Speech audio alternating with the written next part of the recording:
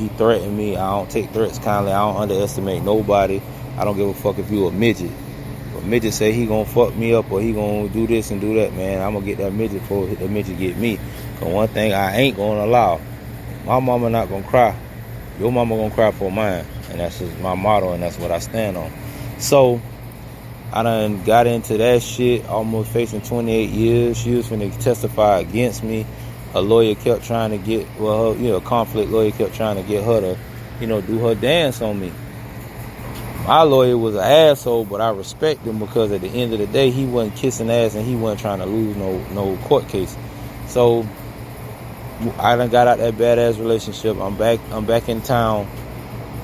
I done left from down where she was at, and I'm back here. And at the end of the day, I bumped into my son mama, but at the time she wasn't. So we got cool, and cousin Rob can tell you this one right here. One day we ended up going to Logan's Roadhouse to get something to eat for lunch. Me and Cuz and this woman, we hanging out. Man, this woman sitting here telling my cousin, man, he gonna get this pussy. He gonna get this pussy. And I'm steady saying, dawg, I'm straight, I'm good. Like, y'all don't understand, I'm fucked up from this last relationship. I'm just mentally exhausted. Like, it took a lot out of me. And I know a lot of people that's listening to this podcast, y'all probably been through that same shit too, where it's just like, man, you done been through hell and back with a person, and you couldn't believe that this person had this much evil in them. Like I said, it's the devil's daughter. That's what I used to call her, because she was just manipulative and vindictive, and it just was amazing. Like, damn. I'm like, man, I done uprooted myself, moved into her backyard and shit, nigga out on the street, police getting called on them and all kind of shit over nothing.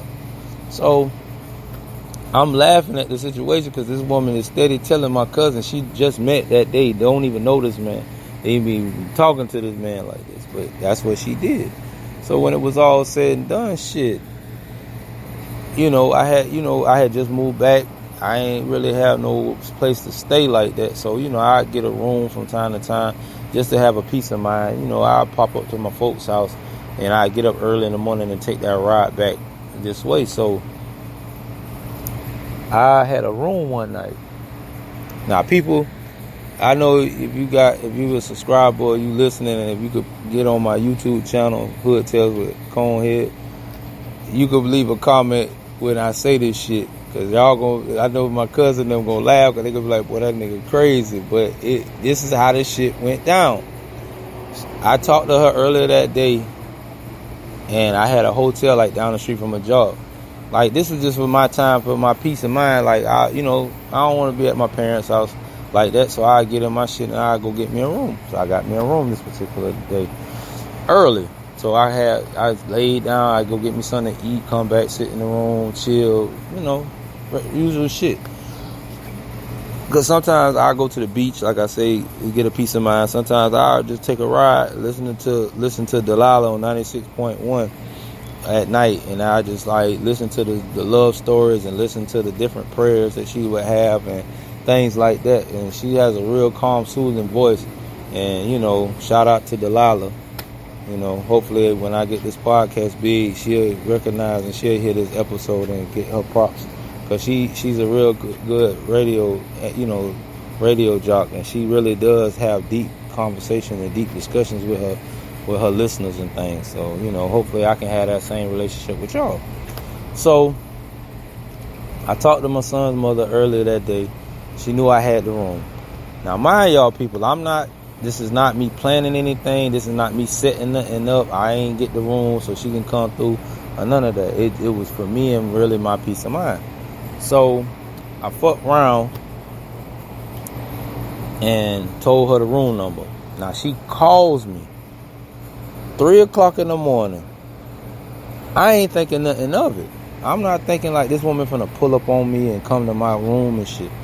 Oh, my kids sleep. And I'm like, what? Oh, okay. Why you telling me that? She talking about, okay, I'm finna pull up, or I'm finna come over there. I'm like, nah, man, you good. I ain't gotta come over here. I'm straight. I'm just chilling, man. I just got a lot on my mind. Because I'm trying to get my shit back together. I done moved.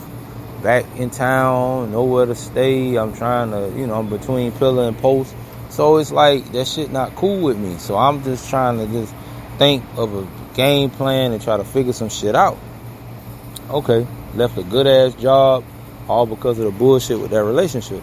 So now I got to get it back together. I got to get on my feet. So I get a knock at my room though. I'm like, I know this woman ain't come over here for real. But listeners, I know y'all might say, well, why the fuck did you open the door? I'm not thinking like that. I'm like basically on some sabbatical shit where I'm not trying to get no pussy. I ain't trying to fuck nobody's daughter. I'm just trying to chill. We can go to the movies. We can go out to eat. We can hang out. We can do all that shit. But I don't, that physical shit, I wasn't there. Mentally, I was gone. Like, I didn't want to be bothered. And it seemed like the more I ignored the pussy, the more the pussy was chasing me. It's like in a scary movie when the people run and they fall over imaginary shit and they on the ground trying to crawl. It's like that's the type of situation I ended up in on myself. So when I say I got raped, it's like a joke, but it's not like rape. Like I got like a knife to my neck and she pulled my sweatpants down and grabbed my meat and started jacking off and getting my dick hard or nothing like that. Nah, it really was just on some. She was aggressive. I'm trying to say, I'm like, no. Like, please, I'm straight. Like, I don't want that. I'm good. And it's crazy because these two people, I couldn't tell you what they look like naked because, like I say, it wasn't something that I wanted. It wasn't something that I intended to do. So, we do the thing. I get mad, frustrated, because she just was not going to stop. But she had to basically straddle the nigga. And I'm like, fuck it, this what you want? This what you want? Here, take it. Come on. Boom. No condom, no nothing. Silly me. But like my brothers know, they say I'm potent. They say I'm #1 baby daddy and shit. So it's just like it is what it is. So time go by. She find out she pregnant. My son godmama asked me, do I think that baby mine? I'm like, I couldn't deny it. Like basically saying I was there, but I'm not sure. So when she said, oh, that fuck nigga, that pussy ass nigga ain't my baby daddy, I said, well, she must know something. So after she get these individuals tested and they not the daddy, now I get a text from my phone with a picture of a little bright-skinned little boy with an afro.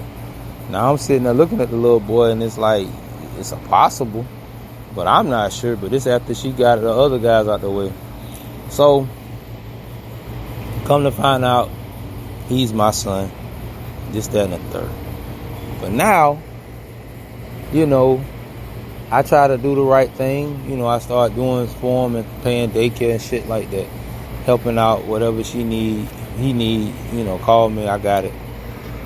All this time she plotting behind my back for child support. And we agreed we gonna co-parent.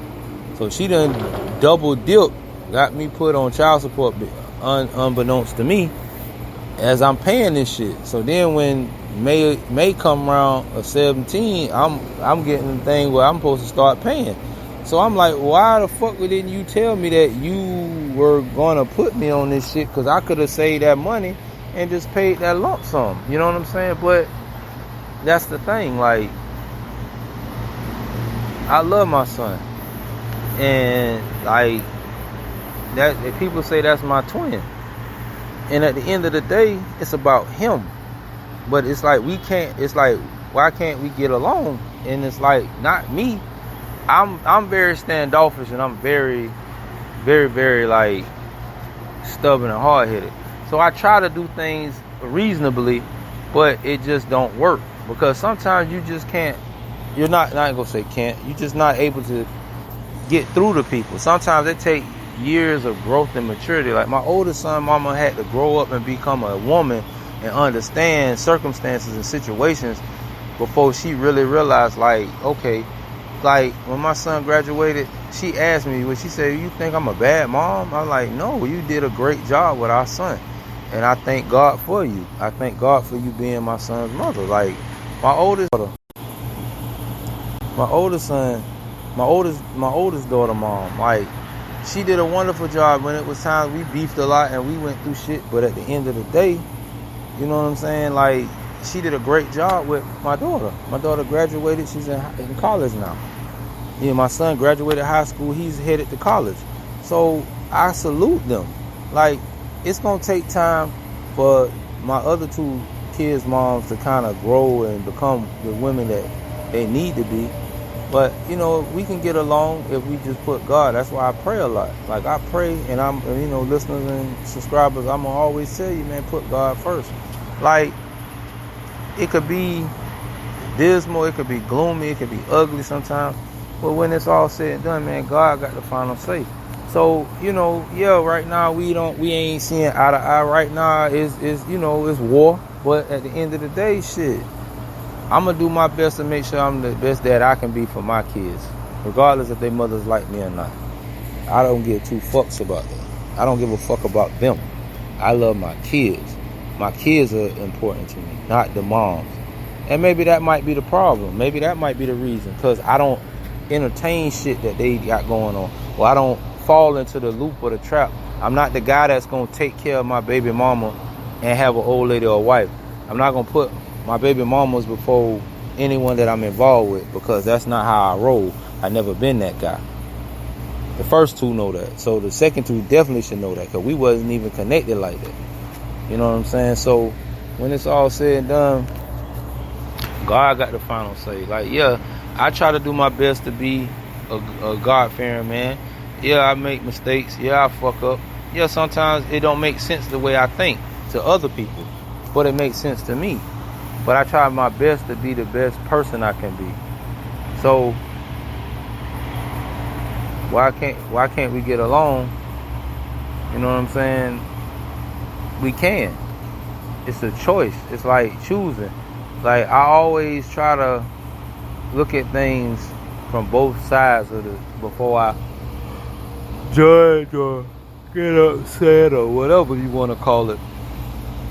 I try my best. I really do. It's not easy, because I'm an asshole at times. I can be that. And I can be no nonsense, don't give no fucks, don't care, don't see that shit, fuck you. You don't like it, man, get that shit in blood, get it like Drake, whatever you want to call it. And that's just how I am. But I'm growing as a man. I'm learning as a man. I'm growing as a father. I'm learning as a father. My father is 82 years old, and I admire him so much because of the things that he's done in my life and in my brother's life and in my sister's life and our family. Like, I want to be that man one of these days. And I can get there through prayer, determination, and hard work. My dad, he had to explain to me about the situation I'm in. He like, son, I paid child support for your brother and sister for years. That's why my dad worked so long. That's why he fell asleep at the table. That's why he was working 16 and 12-hour days and sacrifice. So we got to be willing to sacrifice as well too. Now sometimes I put that temperament and all that shit to the side for the sake of my kids, because I love my kids. They matter to me. They mean everything. And if God bless me with them, they're my responsibility. And I'm going to raise them and I'm gonna treat them the best way I can. And I'm going to show them and I'm going to teach them. So my listeners, all my fans and my subscribers, I love y'all. Shout out to all y'all. Shout out to my brothers, everybody who listening, who down with my podcast. If you ain't down with my podcast, man, fuck you, nigga. Hey, bro, I'm gonna tell you some real shit, homie. You know what I'm saying? You can't let this shit get to you, dog. You know what I'm saying? It ain't no pressure out there, my nigga. Everybody fuck with you because what you do, my nigga. What you say, what you speak on these motherfucking beats, nigga. Only thing that I can motherfucking tell you on some real G shit is to stay focused. And let these niggas know you still the realest nigga, nigga. You